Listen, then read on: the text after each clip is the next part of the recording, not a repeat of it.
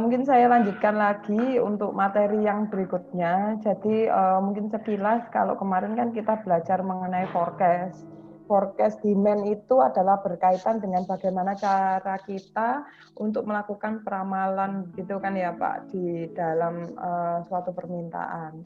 Lalu setelah kita belajar dari forecast, biasanya kita harus kenali dulu jumlah kapasitas kegiatan produksi kita atau kemampuan produksi kita ini berapa, agar nantinya pertimbangan untuk membuat itu tidak salah, begitu. Nah, di ini MPS kita biasanya di beberapa scheduling itu menyebutnya MPS atau singkatannya adalah Master Production Scheduling. Nah, di MPS ini itu kalau kemarin kita melakukan analisa terkait dengan jumlah kebutuhan kapasitas dari produksi yang terkait dengan resource. Jadi kalau resource itu bukan hanya terkait dengan mesin, tapi juga berkaitan dengan sumber daya kita, mesin kita, dan juga kemampuan-kemampuan yang lain yang bisa mendukung pada yang namanya pada pembuatan produk gitu. Jadi agregat planning itu bukan hanya terkait pada kemampuan produk di dalam kemampuan mesin dalam menghasilkan produk saja Pak, tapi bagaimana kemampuan perusahaan untuk menghasilkan dari produk itu sendiri gitu. Nah, di MPS ini itu nantinya setelah kita mengenali kemampuan kita, nah di MPS ini itu adalah kita melakukan penjadwalan. Jadi MPS ini adalah menjawab dari suatu statement yang terkait dengan apa ini adalah terkait dengan produk apa yang nantinya kita jadwalkan, lalu how much itu adalah berapa banyak produk ini mau kita buat, dan kapan. Nah ini when. Jadi kapan end product kita itu perlu untuk selesai begitu. Jadi ketiga hal ini itu harus bisa menjawab yang namanya di dalam MPS tadi. Nah di MPS ini Pak, MPS itu adalah terkait dengan end item. Jadi di MPS ini itu adalah penjadwalan dari sisi bagaimana produk jadi itu bisa diterima dari customer-nya gitu. Nah nanti setelah MPS ini memang ada MRP, Material Requirement Planning. Nah itu bukan end item, tapi kita mengenali atau menjadwalkan yang namanya material dari produk. Jadi beda Pak. Kalau MPS itu adalah penjadwalan pada end produknya atau produk akhir yang perlu nanti kita jadwalkan. Tapi kalau MRP itu adalah menjadwalkan pada materialnya. Kapan material ini perlu untuk dibuat yang nantinya untuk mendukung pada end product itu sendiri. Begitu. Nah, di sini di MPS itu sebenarnya kita melakukan perencanaan bagaimana kegiatan produksi kita dan bagaimana terkait dengan ini tadi disaggregation and implementation to the production plan. Jadi sangat berkaitan erat yang nantinya dengan dua hal tadi, antara demand dan juga dengan agregat planning yang sudah kita buat sebelumnya. Begitu. Kalau di PPC ini Pak, Production Planning itu memang sebenarnya kuliahnya ini saling berkaitan. Antara materi satu dengan yang lainnya itu sangat berkelanjutan gitu. Jadi saat kita mengenali berapakah jumlah demand, mengenali berapakah kemampuan produksi kita, dan bagaimana kapan kita perlu untuk melakukan penjadwalan itu sangat berkaitan gitu. Nah, mungkin di sini dikaitkan fungsi dari MPS. Sebenarnya mengapa kita melakukan yang namanya MPS?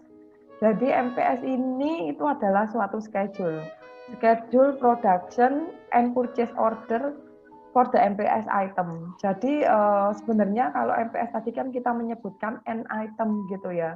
Berapakah jumlah produksi jumlah produksi pada material akhir atau produk akhir produk kita, atau mungkin nantinya kita perlu mensubkan atau mensubkontrakkan pada end produk kita gitu. Makanya di sini bukan hanya production saja, tapi purchase order. Mungkin kita bisa melakukan pembelian di tempat yang lainnya, yang nantinya barang itu hampir seperti kita melakukan subkontrak begitu. Nah, di sini dikatakan MPS itu adalah bagian input dari suatu MRT. Jadi kita harus mengenali dulu jumlah end produk kita. Berapakah banyak jumlah produknya nantinya dibuat, gitu. Baru nanti kita akan tahu berapa jumlah material yang ada di dalamnya. Betul. Nah, yang ketiga ini dikatakan it's a basic for determining resource requirement. Jadi ini adalah suatu basic ketentuan dasar yang harus ditentukan untuk menentukan yang namanya sumber daya, resource yang dibutuhkan, sumber daya yang kita perlukan. Sumber daya itu berkaitan dengan materialnya, berkaitan dengan mesinnya, berkaitan dengan tenaga kerja, seperti itu. Itu adalah resource. Nah, yang keempat itu adalah dikatakan it provide the basic for making delivery promises to the customer. Jadi kalau kita membuat penjadwalan, nantinya itu kita juga bisa menentukan seperti janji kita gitu loh Pak. Ketentuan janji kita pada customer yang sudah kita janjikan tadi. Misalnya, kita tadi menjanjikan pada tanggal berapa sih untuk end product ini. Nah, MPS itu adalah seperti janjian tadi. Apakah nanti janjian kita itu melebihi dari jadwal yang sudah kita tentukan atau bagaimana? Atau mungkin malah dia sudah janji sesuai dengan tanggal, tapi ketentuan jumlahnya itu tidak sesuai. Nah, ini yang kadang-kadang berbeda. Misalnya dia janji misalnya tanggal 1 gitu ya, tanggal 1 April. Dia sudah memberikan barangnya, tapi barang yang ada itu tidak sesuai dengan yang diinginkan dari customer. Misalnya customer mintanya 100, tetapi yang dikirim masih 75. Nah, ini yang dikatakan bahwa MPS itu harusnya bisa menjawab bukan hanya pada jumlah, tetapi juga terkait dengan produk. Apakah produk yang diinginkan itu sudah sesuai nggak dengan harapan dari customer-nya, gitu. Nah, di sini dibagi beberapa komponen begitu ya Pak. Kalau di MPS itu posisinya di sini. Nah, di sini dikatakan kalau jenis produk kita itu adalah masih family product, berarti kita bisa melakukan perencanaan yang sifatnya itu adalah aggregate resource, production aggregate planning ini adalah terkait dengan resource. Tapi kalau di sini itu dikatakan sampai ke end item, nah ini kita menyebutnya dalam membuat penjadwalan MPS. Tapi kalau dia berkaitan dengan penjadwalan dari materialnya, maka ini adalah MRT. Mungkin contohnya seperti ini Pak. Kalau Bapak lihat di PT Coca-Cola itu ya Pak, saya kurang tahu, Coca-Cola itu kan banyak variansi produk. Variansinya itu ada Coca-Cola, ada Sprite, mungkin Fanta, nah itu adalah family product. Nah ini family. Jadi agregat planning itu adalah mengetahui sumber daya secara seluruhnya, tenaga kerja,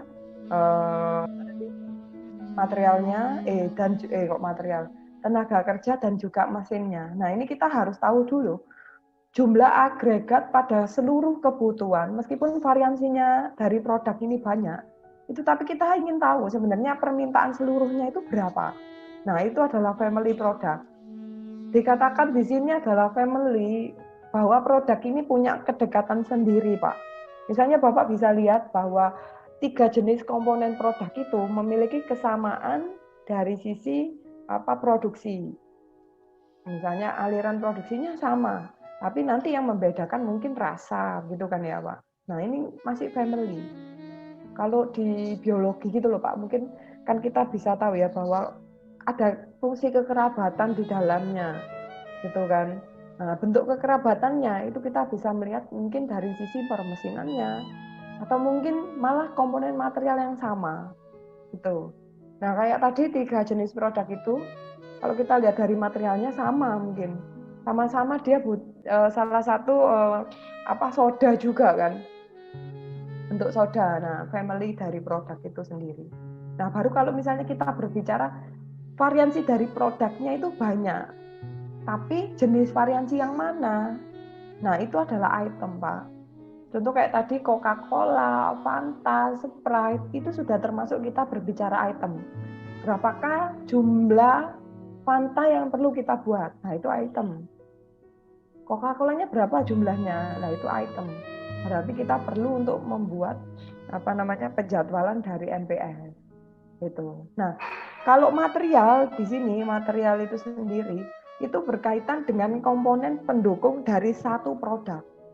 Jadi istilahnya kita melihat lagi detail dari penyusun komposisi produk itu terdiri dari apa. Misalnya kalau tadi Coca-Cola, Fanta itu kan bisa jadi ada airnya, lalu ada mungkin bahan kimia soda ya Pak ya. Saya kurang tahu bahan kimia soda apa, bahan-bahan kimia tertentu begitu. Nah, itu adalah material Pak di dalamnya. Ada yang ditanya dulu mungkin Pak antara ini. Jadi kalau ditanya posisi perbedaannya, kita harus mengenali dulu perencanaan kita itu merujuknya pada apa? Apakah pada ke family product, apa ke item, atau ke komponen atau ke material dari produk itu sendiri, gitu. Ada yang ditanya dulu mungkin Pak dari sini.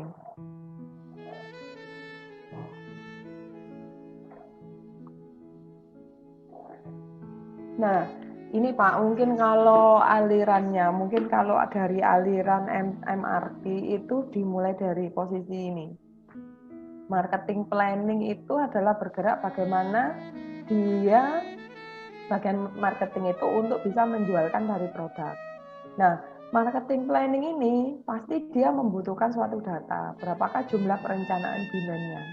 Nantinya marketing planning akan memberikan informasi yang ada ke bagian production planning. Itu. Nah, makanya kita perlu forecast demand pada produk itu sendiri.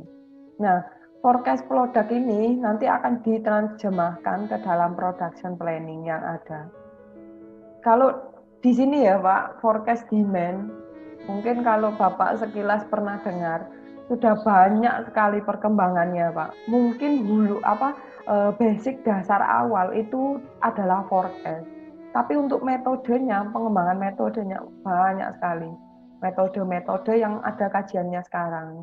Kalau kemarin kan saya mungkin kajiannya mungkin di statistika yang kita gunakan. Tapi bagaimana cara kita untuk mendapatkan data, mungkin kan hanya sekilas saja. Tapi sekarang kan sudah banyak IT ya Pak ya. Maka oleh karenanya big data, data yang sudah begitu banyak, yang sudah terrecord, itu sekarang mulai digunakan untuk yang namanya membuat perencanaan demand. Gitu. Nah, sekarang kalau ini mungkin kalau sekilas saja ya Pak sebenarnya. Di dalam fungsi forecast itu bukan hanya kita terkait dengan jumlah perencanaan demand. Berapa sih sekarang jumlah permintaan demand pada periode ini? Itu mungkin sekilas yang dulu saja. Yang dulu mungkin banyak yang dipelajari ya Pak. Tapi perkembangan kalau sekarang dengan buku yang banyak itu, jurnal yang ada, itu sebenarnya forecast demand itu bukan mengarah pada berapa banyaknya produk, tapi sekarang malah mengarah pada bagaimana terkait dengan desain produk atau forecast untuk periode demand ke depan itu bagaimana, begitu. Karena kan nggak kita kalau kita amati sekarang ini bisnis itu kan sekarang banyak yang berkembang gitu kan, nggak mungkin kalau kita menjual hanya dengan produk-produk itu saja. Nah, forecast demand itu adalah mengarah ke forecast demand for manufacturing, gitu. Jadi mereka mengarahkan bagaimana permintaan demand yang nantinya diarahkan ke production planning. Itu yang sekarang lagi tren saat ini, Pak. Jadi bukan hanya nanti ke jumlah, ke marketing plan. Nah ini kan karena forecast itu mengarah ke production planning kan. Jadi arahnya adalah forecast demand for manufacturing. Gitu. Jadi arahnya mungkin desain for manufacturing untuk next demand ke depan itu bagaimana, gitu. Kalau yang terakhir saya pernah tahu itu beberapa senior itu ada Pak sekarang ini yang melakukan analisa itu dari forecast demand untuk produk ini ini loh Pak, baju-baju begitu. Jadi dia itu menangkap begitu, jadi bentuk forecast. Nah, sekarang kan bentuk implementasi penjualan kan bukan hanya dari sisi offline kan, tapi dari sisi online. Jadi mereka itu mengkaji, misalnya ini web gitu ya Pak ya. Nah, web itu kan kalau Bapak beli baju gitu kan, kita kan kalau nge-zoom, mungkin saya ini Enzo kan ya Pak ya. Nah ini kalau mungkin Bapak kan kalau di beberapa website itu kan kalau kita zoom gini kan kita bisa tahu ya detail produk ini tuh bagaimana kainnya kayak gitu ya. Lalu ini kancingnya pakai apa gitu kan ya Pak. Nah itu mereka menangkap seperti itu Pak yang saat ini. Jadi forecast demand ini itu merancang bagaimana nanti senior itu ya kalau nggak salah itu bagaimana nanti demand baju ke depan, trennya itu bagaimana gitu. Misalnya kalau orang suka ngeklik di posisi baju nomor 4 gitu, oh berarti dia suka dengan model ini. Nah, yang suka di Zoom itu yang mana? Nah, kalau di web IT kan kita bisa mengetrace ya. Kalau web ini itu orang itu lebih suka web slash yang nomor berapa begitu. Mungkin ada dari Bapak ini yang beberapa yang dulu pernah dari IT, Pak. Atau mungkin pernah belajar IT web sedikit-sedikit begitu. Atau yang punya web blog. Kapten Adil kayaknya, Bu. Pak siapa, Pak? Pak Adil. Yang... Atau mungkin TikTokers lah, Pak. Sekarang kan TikTok kan lagi kembang kan ya. Kalau TikTok Kapten Dani di sini, Bu. Oh, ada ya, Pak? Oh iya, kontennya tentang apa, Pak? Nah, coba. Siapa, Pak? Pak Dani. Nah, iya, Pak, ada siapa, Pak? Coba. Ini saya contohkan aja ya sementara ya. Kan kalau Bapak punya akun aplikasi TikTok gitu ya. Nah, berarti kan ada viewernya gitu ya, Pak, view-nya ya. Kalau Instagram masih sederhana lah, paling foto-foto gitu aja ya. Atau mungkin ada yang fotografer Pak, nah lalu suka yang di-post di Instagram atau apa mungkin. Kalau menurut saya kalau itu rada kalau Instagram itu paling orang sukanya, tapi kalau TikTok itu kan beda kan TikTok web itu kan beda. Di situ kan kita bisa tahu viewernya itu berapa gitu. Nah itu sama sebenarnya. Ada juga lah Pak yang di sini ada yang TikTok gitu. Serius ini Pak? Kami YouTube, Ibu. Oh siapa Pak? Kami. Oh Bapak, Pak Febri ini. Adiknya, Bu. Apa sih Pak ini tonton? Oh Pak Gilar. Oh YouTube Pak. Oke. Kalau YouTube, nah kontennya Bapak pernah nggak trial gitu?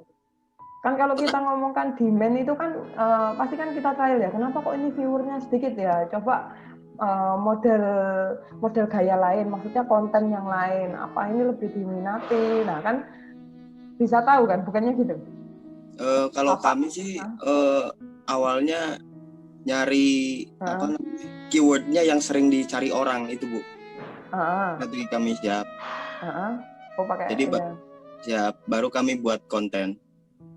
Oh berarti ya kan itu kan sama ya Pak ya Bapak orang itu lebih suka condong kemana dulu gitu kan? Ya, sama keyword yang sering orang cari itu seperti tulis cara atau tutorial dan lain-lain gitu. Iya benar. Nah itu Pak seperti itu juga.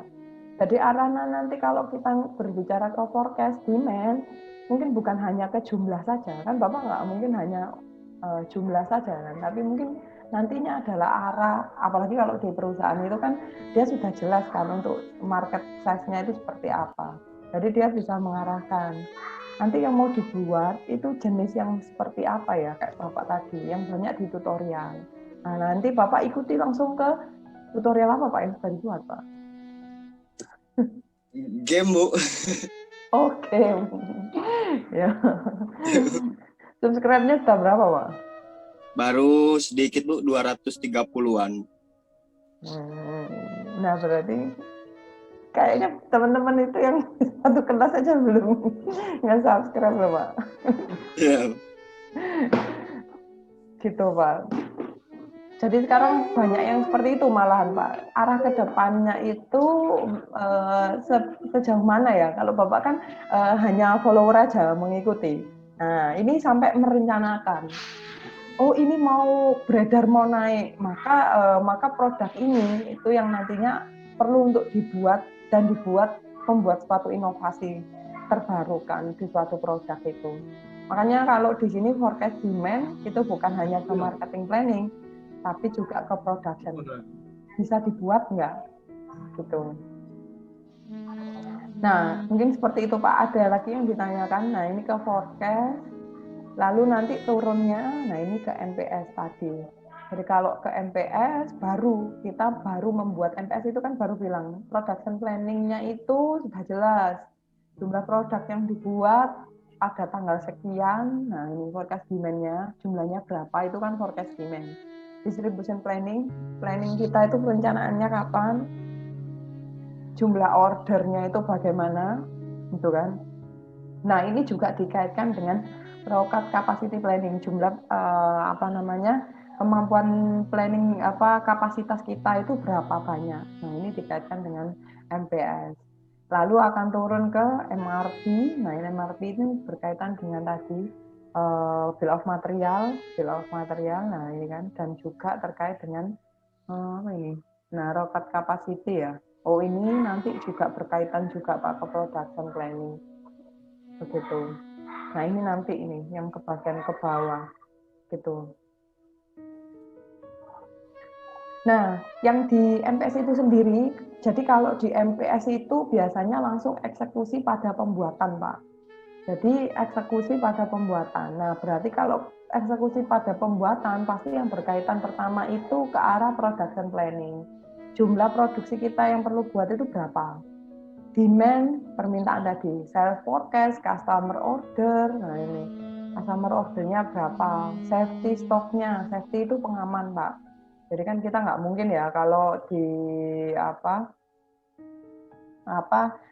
permintaan produk itu hanya membuat saja, tapi ada kebutuhan yang di demand itu yang harus stok yang ada di gudang itu jumlahnya berapa itu harus kita ketahui. Begitu. Nah, ini ada inventory status dan ada order pricing. Gitu. Nah, kalau dikaitkan lagi Pak terkait dengan MPS itu nanti kita berkaitan pada timekeeper yang perlu untuk kita perhatikan. Jadi ada jadwal ketat yang perlu nanti diperhatikan. Apakah nanti dia sifatnya masih long lead time, masih panjang sekali, atau masih medium atau mungkin short. Jadi intinya ini sudah waktu yang terlalu pendek dan perlu untuk eksekusi membuat. Jadi adanya bentuk bucket time ini itu adalah agar kita lebih waspada. Jadi artinya karena ini jadwal ya, jadi setiap harinya itu kan terpotong. Nah, jalannya ini akan bergerak terus. Jadi antara waktu ke waktu yang lain itu kita juga biasanya harus memperhatikan begitu. Nah, lalu yang di berikutnya ini. Nah, kalau yang di berikutnya ini kan berarti planning horizon. Jadi kalau tadi kan kita berbicara terkait dengan waktu. Nah, di sini dikatakan Pak, kalau yang dikatakan dengan MPS itu adalah seluruh waktu ini. Mulai dari procurement, fabrikasi, fabrikasi itu adalah pembuatan, assembly itu adalah penggabungan, packaging, sampai dengan pengiriman. Itu adalah seluruhnya, Pak. Jadi kalau di MPS itu bukan hanya membuat saja, enggak. Tapi sampai produk ini mulai dari kita pesan bahan baku, sampai produk ini jadi ke customer. Nah, itu yang dikatakan pada planning horizon dari MPS. Jadi kalau ditanya berapakah waktu yang dibutuhkan untuk membuat satu produk ini, nah itu adalah seluruhnya. Mulai dari kita menyiapkan produk sampai dengan terakhir dari produk itu sendiri. Gitu. Nah, ini Pak, saya nanti minta tolong juga. Nah ini, jadi kalau di inputan MPS, ini berkaitan dengan yang namanya BOM atau Bill of Material, example. Jadi kalau di Bill of Material, itu ada beberapa komponen levelnya. Level 0 itu adalah level A. Level 1 itu adalah breakdown dari level A. Nah, ini di sini dikatakan, untuk membuat 1A itu kita perlu 2B dan 3C, Pak. Nah, lalu di breakdown lagi. Ini komponen yang level 1. Nah, level yang kedua, untuk membuat B, 1B itu perlu 2D dan 2E. Ini cara bacanya seperti itu. Jadi contoh kalau misalnya kita punya jenis produknya itu apa misalnya. Nah, ini pulpen aja lah, Pak. Bentar, pulpen. Background paling mudah itu pulpen. Nah, ini. Misalnya kita punya pulpen. Izin tanya. Iya, Pak. Itu BOM itu kan bill of material. Bill itu bill BILL atau build? Enggak, bill of material. Bill. Billnya itu BILL, Bu. BILL. Oh, siap-siap. Nah, yang misalnya ini Pak, yang paling mudah ini kalau komponen breakdown aja ya. Nah, kalau pulpen itu di breakdown berarti satu pulpen ini terdiri dari apa? Kan ini kita buka dulu kan Pak. Nah, ini kalau kita buka berarti ada tutup, nah ini kan, ada isiannya dan ada bagian penutup belakangnya. Nah, berarti kalau ada berapa? Ini ada satu, dan ada satu. Nah, itu adalah level 1. Nah, level 2-nya apa? Bapak lihat lagi, bagian badan ini, apakah bisa di breakdown lagi? Nah, contoh, kalau bagian badan ini di breakdown, ada apa? Misalnya di sini mungkin ada ini loh Pak, capnya gitu kan. Berarti kan dia melakukan proses permesinan kan di sini. Mungkin badannya ini itu kan dari plastik. Berarti dipecah lagi, ada plastik, mungkin ada tinta mungkin di dalamnya. Biji plastik dan tinta. Nah, sedangkan yang ini, bagian penanya ini Pak, Bapak breakdown lagi. Pena ini ada apa? Mungkin ada besi ini, ada sedotnya, dan ada tintanya. Nah, jadi artinya kalau di sini A ini Pak, A itu untuk membuat satu A perlu B dan C. Nah, B dan C itu adalah rakitan yang digabungkan secara bersama agar dia bisa membentuk A. Terus itu. Kalau ini lagi dipecah lagi jadi apa? Tadi kan sudah ya, biji, sedotannya sama tintanya ya Pak. Lalu ini bagian belakangnya ini bagaimana? Oh, ini adalah biji plastik Bu. Oke, biji plastik. Nah, biji plastik ini mungkin bisa dikeluarkan biji dan warna juga. Nah, kenapa kok kita perlu yang namanya bill of material? Ini adalah sebagai kita perlu tahu untuk membuat satu jenis produk itu kita perlu berapa total waktu yang dibutuhkan. Gitu. Misalnya ini Pak, kalau kita, nah ini kita kalau lihat tadi kan breakdown-nya itu ada A, B, C. Nah, A itu ada B, C, D, E sampai G ya Pak. Paling bawah itu ada G dan D. Ya. Nah, di dalam bill of material itu bukan hanya jumlah kebutuhan saja, tetapi berapa waktu yang dibutuhkan itu juga dijelaskan. Nah, kalau digambarkan di sini itu kita bisa tahu. Nah, untuk membuat A itu kita perlu merakit B dan C. Pada waktu titik tertentu dia harus di sini sama-sama terjadi. Baru kita membuat A di 1 minggu terakhir. Begitu. Nah, untuk membuat B, kita perlu D dan E. Waktu lamanya untuk merakit D dan E itu adalah 2 minggu. Gitu. Nah, untuk membuat C, kita perlu E dan F. Lama waktu untuk merakitnya adalah 1 minggu, Pak. Nah, E itu dibuat dalam waktu 2 minggu, F perlu dibuat dalam waktu 3 minggu. Nah, seperti ini. Nah, F ini ada G dan D. Jadi kalau Bapak punya gambaran bill of material, itu pasti bukan hanya terkait dengan jumlah saja, tapi berapa lamanya waktu juga bisa kita gambarkan. Jadi kalau kita lihat secara keseluruhan, untuk membuat A, itu lama waktunya adalah 8 minggu. Ya benar ya, 5 ya. Nah ini 8 minggu. Begini dikatakan 8. Jadi H-8 itu kita harus menyiapkan mulai dari G dulu. Ya kan Pak? G ini dibuat di minggu H-8 tadi. baru membuat D. Bukannya 7 minggu itu, Bu? Itu juga. Ini kan, oh iya, 7 minggu. Maaf ya Pak. Nggak mulai dari nol ya Pak, sorry. Ini, ya, gitu. Nah, pertanyaan saya ini Pak, saya sekarang jadi tanya. Misalnya ini, kalau ada, kan tadi misalnya orangnya kan untuk membuat A kan, dia pesan 100 A gitu. Nah, tetapi di sini di minggu keempat, udah masuk minggu keempat ini ya Pak, dia mau nambah, kira-kira Bapak mau terima atau enggak?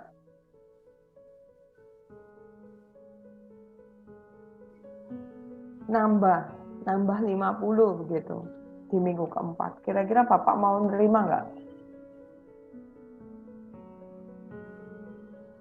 Jadi 150, yang tadinya cuma 100, sekarang nambahnya jadi 150. Kira-kira Bapak mau terima nggak orderan itu?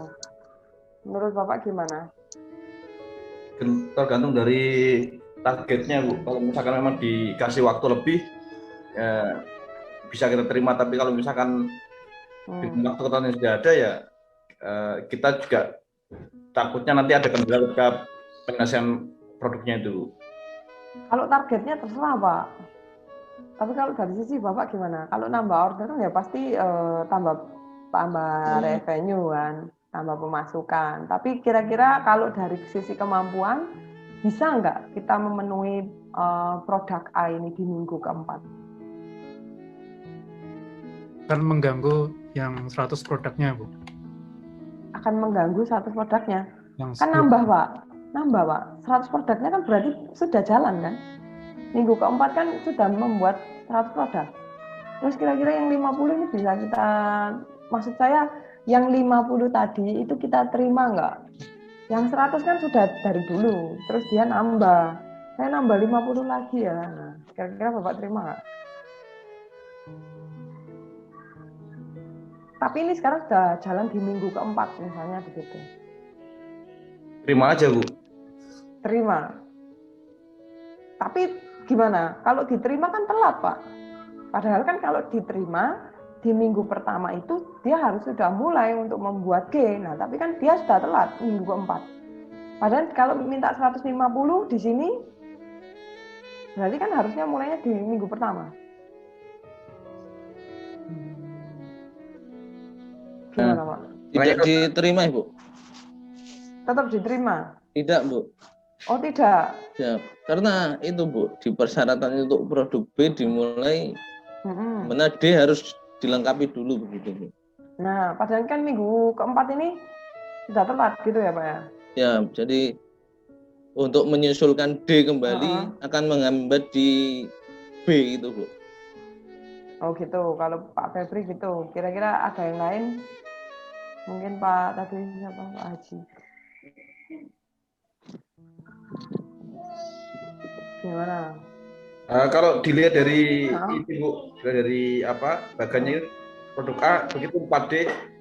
D ini kan baru start produk, Bu.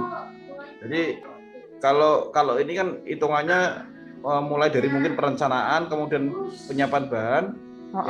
Start produk ini dimulai dari minggu keempat di D ini. Oh, berarti G itu baru dimulai. Tapi kan nanti A-nya telat, Pak. Nah, kalau A mungkin bisa ngejar di apa namanya di sela-sela waktunya, dengan konsekuensi mungkin kalau produk nambah mungkin ada penambahan biaya atau bagaimana dari kesepakatan itu. Nah, berarti kalau Bapak diterima atau ditolak berarti? Kalau saya lebih cenderung diterima, Bu. Diterima, tapi harus diselip-selipkan gitu maksudnya. Tadi ya Pak ya? Atau menambah biaya. Nah, kalau pilihan pertama atau dua itu sebenarnya bisa masuk ya Pak ya? Tadi ada yang Pak Febri tadi kan bilang, benar juga. Kalau sekarang sudah masuk di minggu keempat gitu kan, nah ini kan sudah tertinggal G sama D. Padahal kan belum dibuat gitu loh. Minggu keempat ini yang harus kita bikin itu yang mana sih harusnya? Minggu keempat ini kan nanti untuk membuat C toh. Ya kan, minggu keempat ini Pak, garis ini. Itu kan untuk membuat C harusnya. Tapi kan kita nggak bisa bikin F kalau nggak ada G dan D. Berhenti di sini. Gitu kan. Nah, di sisi lain, di bagian atas, itu dia nggak bisa membuat B. Karena E-nya ini sudah telat. Tapi D bisa, gitu kan. Nah, berarti E-nya ini yang nggak bisa. Nah, pilihannya Pak, kalau tadi mungkin kayak Pak Febri, boleh ditolak, boleh. Mungkin ditolak bisa, tapi mungkin kita juga bisa membuat aturan bahwa boleh kita nerima, tapi mungkin molor pilihan pertama ya Pak. Atau mungkin nggak sama sekali kayak Pak Febri. Atau mungkin kita bisa terima Pak, tapi dengan konsekuensi tadi, untuk membuat B kan kita perlu D dan E kan. Tapi E-nya telat, berarti E-nya ini kita tidak usah membuat, tapi kita hanya bisa membeli. Nggak membeli.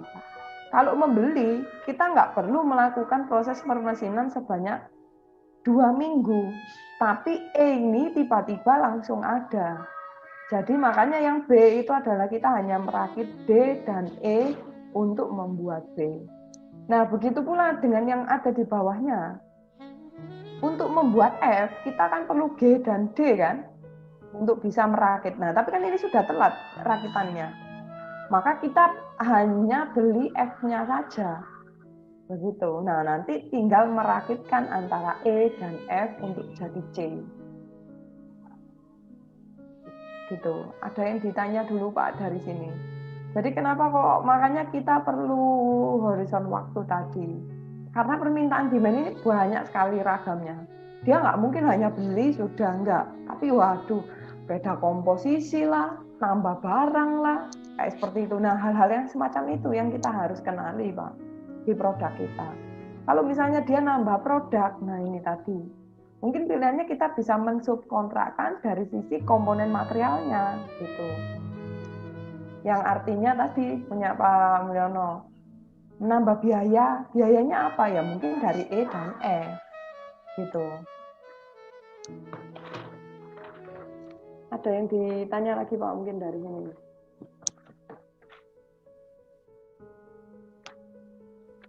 Oke.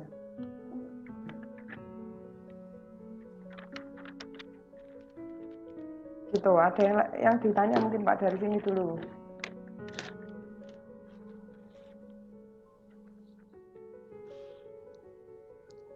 Nah, di gambar bill of material itu nanti sebenarnya output akhirnya gambarnya akan seperti ini Pak. Jadi gambarnya itu, jadi ini misalnya simbol aja ya Pak ya, untuk membuat level 0, ini level 0, level 1, 2, 3. Untuk membuat 1A itu lead time-nya adalah 2 minggu waktunya ini. Untuk membuat 1A kita perlu 3B, 2C, dan 1D. Nah, untuk membuat 1B itu lead time-nya adalah 4 minggu. Untuk membuat 1B perlu 2E dan 5E. Begitu. Nah, kalau dari gambar ini itu memang kita harus mengenali yang paling atas dulu, Pak, untuk mengetahui yang jumlah kebutuhan yang ada di bawahnya. Nah, makanya yang tadi sudah dikatakan, kita harus menjadwalkan MPS dulu, baru material yang ada di dalamnya. Nah, sekarang pertanyaan saya, kalau saya punya 100A, berarti saya perlu berapa B, perlu berapa C, dan perlu berapa D, Pak? Kira-kira. Coba ditulis di kolom komentar itu aja, Pak. Kita sama-sama belajar. Kalau perlu saya tunjuk aja ya, Pak ya. Nah, ini. Kalau perlu, nah ini coba Pak Febri, coba Pak Febri. Kalau saya punya 100A, perlu berapa B? Lalu ini Pak Indra. Pak Indra yang C, perlu berapa C? Yang D itu, ini Pak Jafar. Yang D Pak Jafar. Yang E, nanti Bapak tulis di kolom komentar itu aja Pak. Nanti biar nanti sama-sama kita lihat. Coba lagi. Nah ini E mungkin Pak Ferdinand apa ya? Taroreh nih. Ya benar Pak Ferdinand ya. Yang F itu Pak Zun. Lalu ada lagi Pak siapa ini? Saya lihat lihat dulu. Yang F Pak Agung. Yang G tadi Pak Gilar. Yang H apa aja nih?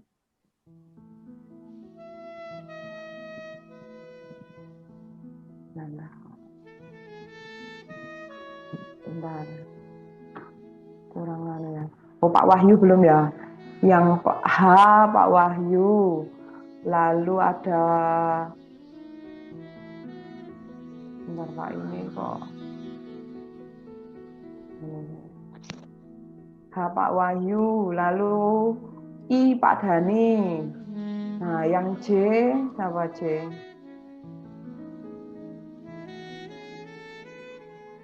Pak Brian. Yang K Pak William. Yang L ini Pak Re. Nah, coba. A, B, C, D, E sampai L, Pak. Jadi kebutuhannya berapa? Kalau misalnya saya punya 100A, maka B-nya berapa? Nah, B, C, D ini yang harus duluan. Nanti teman-temannya yang bawah baru nunggu B, nunggu C, dan D. Itu. Jadi sekarang mulai yang B, C, D dulu, Pak. Nah, ditulis di kolom komentar itu, Pak.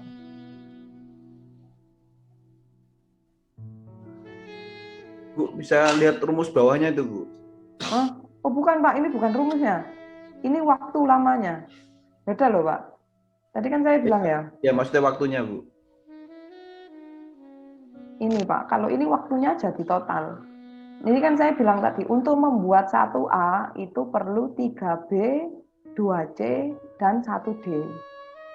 Nah, berarti kalau saya punya 100A, B-nya bikin berapa? Bisa terjawab kan? Berarti butuh berapa, Pak? 300, 200, 100. Kali Ya, 2. betul. Ditulis saja, Pak. Ditulis. Ini masih satu ini. Zatnya. Oke, Pak Febri sudah. B 300. Nah, coba C, D, Pak. Sekarang yang C dan D. D butuh 100. C butuh, betul. Yang C tadi siapa ya? Ayo, Pak. Yang C tadi belum muncul ini. Nah, sekarang B sudah muncul ya, Pak. Yang D sudah muncul. Nah, sekarang untuk membuat 1B itu perlu 2E dan 5F. Berarti tadi B-nya butuh berapa? Berarti E-nya sekarang butuh berapa? C-nya tadi siapa ya? Oh, C sudah. Oke. Pak Indra. Oke. F-nya 500. Tadi B-nya 300. Oh, bukan, Pak. Ayo, Pak Agung masih salah ini. Untuk membuat 1B itu perlu 5F. Ini kan 5F kan. Nah, berarti kalau B-nya itu 300, berarti F-nya berapa? 300. Apa? 300 dikali 5. Dikali 5. Iya, betul. Oh. 300 kali 5, Pak. Nah, C-nya sudah. Nah, sekarang E, Pak. E belum. E, G, H, I, dan J. 100 kali 5. Punya Pak Agung, coba dibenerin lagi yang F. Sudah itu, Bu. Mana, Pak? Oh, oh ya, sudah. Ya, 600. Tadi 300 kali 2, benar. Yang F, ya 1500. Yang H itu kan C ya, 200 dikali 300. 600. Yang I berapa, Pak? I-nya tadi kan 100, I 200, benar. L itu, mana L? Oh, L belum ya?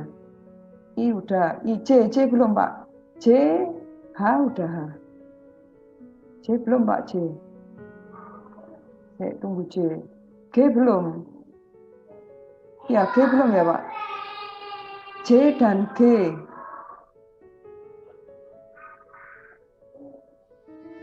J dan G belum, Pak. J dan G. Lupa tadi siapa J dan G. Nah, yang H itu kan berarti 600. 6 kali 2, Pak. Oke, 1200. Yang L itu 1200. J dan H belum Pak, J sama H. J.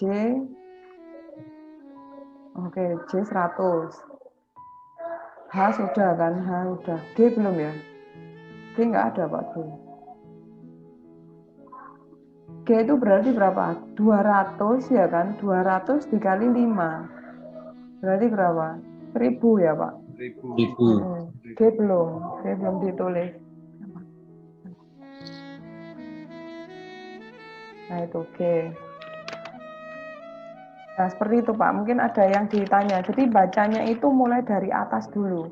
Dari mulai level 0 ke level yang ada di bawahnya. Begitu. Ada yang ditanya dulu Pak dari sini. Nah, ini untuk komposisi apa namanya A, B, C, D sampai L itu biasanya kita juga bisa pakai ini sebenarnya apa kode gitu. Kalau A itu apa, kalau B itu apa begitu Pak. Tapi kita nggak boleh lepas sebenarnya komponen B itu yang terdiri dari apa sih begitu. Nah nanti B itu diberikan penjelasan masing-masing. Misalnya B itu termasuk ini, B itu termasuk yang mana, tutup atau kepala atau apa seperti itu.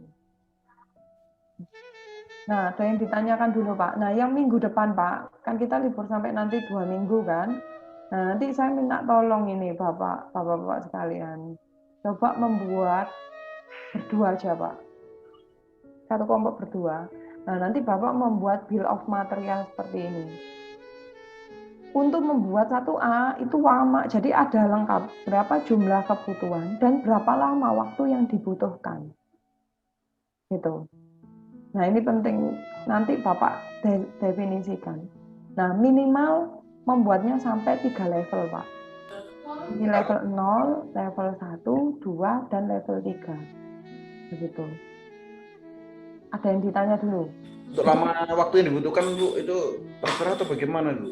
Nah, nanti kira-kira aja menurut Bapak lamanya waktu, nanti bisa cari di internet, gitu, atau yang paling mudah, ya, atau mungkin ya kira-kira aja Pak, lamanya waktu. Dan ini ya Pak ya, mungkin yang ditulis di sini hanya 4, 8, 3. Nah, ini nanti Bapak definisikan juga. 4 minggu, atau 2 hari, atau satuannya apa, gitu. Meskipun hanya tulisannya 3, 2, 1 gitu, tapi nanti Bapak coba detailkan. Jadi ada diberikan minimal 3 level dan nanti paling tidak ada gambarnya gitu. A itu gambar produk jadi. Lalu yang B itu apa? Misalnya kayak tadi itu bagian tutup saja, bagian badan. Lalu yang C itu tutup belakang, misalnya gitu. Yang D itu isi, nah itu ada gambarnya seperti itu. Jadi Bapak definisikan per masing-masing. Untuk produk makanan bisa Bu? Iya, nggak apa-apa. Makanan boleh. Terserah, yang mudah aja. Atau mungkin yang Bapak suka, misalnya seperti sepeda gitu kan. Misalnya kan tahu rakitannya sendiri kan. Atau sepeda motor yang suka otak-atik sepeda. Gitu. Atau siapa yang suka otak-atik. Nah, Bapak mungkin dulu Tamiya atau apa. Ya barang yang mudah aja Pak untuk Bapak bongkar pasang gitu loh. Biar tahu sendiri. Gitu. Ada yang ditanya mungkin Pak dari sini, A, B, C, D-nya ini.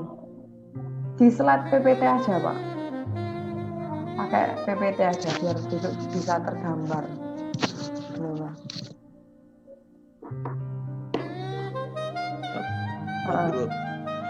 Gitu. Ada yang ditanya dulu Pak? Nanti bikin ini aja ya Pak, gambar bill of materialnya ini ya Pak. Jadi gambar ini, kalau yang gambar ini kan nanti mengikuti kan, tapi nggak usah membuat gambar. Yang pasti kan kita bisa mendeskripsikan bill of material dari suatu produk, lalu Bapak bisa menjelaskan ini kebutuhannya berapa, lalu lama waktu perakitan penggabungannya itu berapa lama, seperti itu. Itu bisa. Atau mungkin kalau ya lebih mudah, misalnya Bapak ngamati istrinya yang lagi masak, misalnya jual apa ya, itu boleh. One hari itu yang ngamati sari bening, bikin sendiri misalnya ya Pak. Nah itu juga bisa. Gitu. Untuk bobotnya juga kita yang menentukan sendiri, Bu. Apa Pak? Bobotnya itu, Bu. B3, C2-nya gitu, Bu. Nah itu kan seperti kayak rumus membuat ya Pak. Ya, takarannya berapa? Ya, gitu. takarannya, iya, kira-kira satu sendok, nah itu seperti itu. Nah kadang ada juga yang seperti ini Pak. Bapak bandingkan sama produk komponen makanan. Ini yang paling susah itu menurut saya makanan. Kalau makanan itu kan biasanya itu modelnya itu kan sekali curah ya Pak. Misalnya gini, mau bikin kue itu kan nggak mungkin kita bikin satu bijian kan Pak. Tapi kan satu adonan itu terdiri bikin satu adonan itu bisa jadi satu grup 100 biji gitu loh Pak. Iya kan, maksudnya kayak apa ya, contoh bikin es teh gitu loh Pak, bikin es teh gitu. Nah mau Bapak bikin satu gelas itu untuk berapa plastik itu kan tergantung. Nah itu aja nanti Bapak bagi aja. Satu tempat itu untuk jadi berapa porsi. Nah berarti asumsinya untuk membuat untuk membuat 1A itu perlu 3B, 2C dan 1D. Nah kan satu batch itu keluar 100 Bu. Berarti B-nya ya udah Bapak bagi. Kira-kira rata-rata seperti itu. Gitu Pak. Ya gitu ya Pak ya. Ada yang ditanyakan dulu Pak?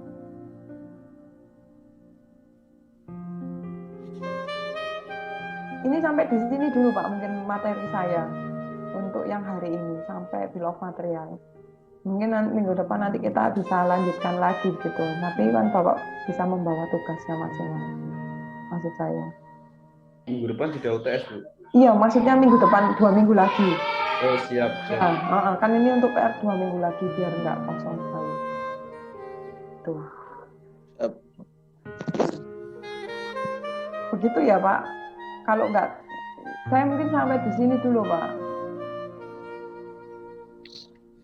2 minggu lagi mungkin nanti kita balik lagi ke kelas sesuai dengan jam yang sudah ada gitu. Sampai gitu dulu ya Pak ya, mungkin hari ini Pak. Saya mohon maaf. Semoga nanti UTS-nya juga sukses Pak. Ya nanti kita mungkin ketemu, nanti saya share di tanggal 5 itu. Terima kasih Bu. Ya, atau mungkin gini Pak, misalnya kalau Bapak, tapi sesuai kesepakatan aja ya, misalnya mau ujiannya hari apa, atau mungkin diganti sesuai dengan jadwal tertentu yang mungkin Bapak lebih prefer gitu, nggak apa-apa, nggak masalah. Mungkin kalau Senin kan waktu bingung ributnya kan pagi juga. Kalau bisa Jumat Bu. Oh boleh, terserah kalau yang lainnya. Nanti kita berkasihkan lebih lanjut. Iya. Maksud saya begitu, kan ini kan kita online aja kan kita online maksudnya. Nah kalau Bapak janji gitu, janjian bersama mau diganti hari apa, jam berapa, nah nanti tolong dikabari saya, nanti kan saya bisa saling share kan gitu. Biar bisa fokus begitu maksud saya. Siap Ibu, siap. Mohon waktu Ibu. Ya, terima kasih ya Pak untuk hari ini. Terima kasih. Wassalamualaikum warahmatullahi wabarakatuh. Assalamualaikum warahmatullahi wabarakatuh.